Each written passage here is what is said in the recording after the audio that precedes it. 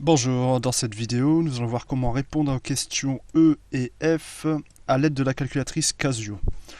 Qu'avons-nous fait? Nous avons tracé sur le repère à la main notre représentation graphique. Première question E, on cherche à connaître pour quelle valeur de x nous obtenons f de x égale 20. Qu'est-ce que ça veut dire tout cela? Nous avons notre courbe et je cherche à savoir pour quelle valeur de x la courbe f de x, enfin la parabole représentative de la fonction f de x vaut 20. Donc je regarde ici à 20, je trace un trait et ici je vois que ma courbe vaut 20 lorsque x égale 4. Pour x égale 4, nous avons f de x égale 20. Voilà déjà une première réponse. Également, attention, je vois ici que la courbe vaut 20 lorsque x égale 12. Donc pour x égale 12, nous avons f de x égale 20. Voilà déjà la première partie de la question, de la réponse. À la main, je trace les traits et j'indique les intersections et les valeurs de x correspondantes. Donc ici,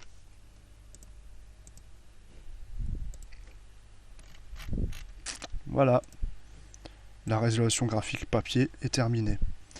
Je demande surtout de le faire sur la calculatrice. Comment faire ceci? Nous allons tracer une droite d'équation y égale 20. Lorsque je fais ceci, alors nous avons affiché notre courbe précédemment. Je retourne dans le menu, graphe, exit, et là, je tape en Y2 20 pour Y égale 20. Entrée. Je n'oublie pas de bien la sélectionner si ça ne se fait pas automatiquement. Je sélectionne ma courbe et je la dessine grâce à l'onglet Draw en F6. Voilà. Alors l'outil d'intersection, dans la calculatrice se trouve un outil qui s'appelle l'intersection qui va retrouver automatiquement les intersections entre la courbe et la droite. Pour ceci, lorsque vous avez votre graphique affiché, appuyez sur Shift. Ici vous avez plusieurs onglets qui amènent vers différents outils. Nous avons besoin de celui-ci, Gsolve, accessible en F5. Nous avons un outil maximum, minimum, mais ce qui nous intéresse ici, c'est le ISCT intersection. Je rappuie sur F5 et il me trouve automatiquement les intersections. La première ici en x égale 4, y égale 20. C'est bien ce que nous avons ici. Pour x égale 4, nous avons y égale 20. Si je clique sur la flèche ici, il me trouve la seconde. Pour x égale 12, nous avons y égale 20. C'est bien ce que nous avons là.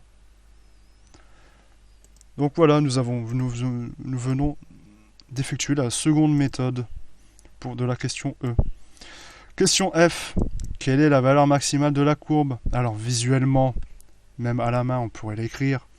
On sait que c'est très certainement lorsque x égale 8, car lorsque x égale 8, nous avons la valeur max ici, 36. Nous allons vérifier ceci à la calculatrice. Alors de la même manière, j'appuie sur Exit, je redessine ma courbe, et je reviens dans le menu Gsolve. Et ici, j'ai un outil maximum.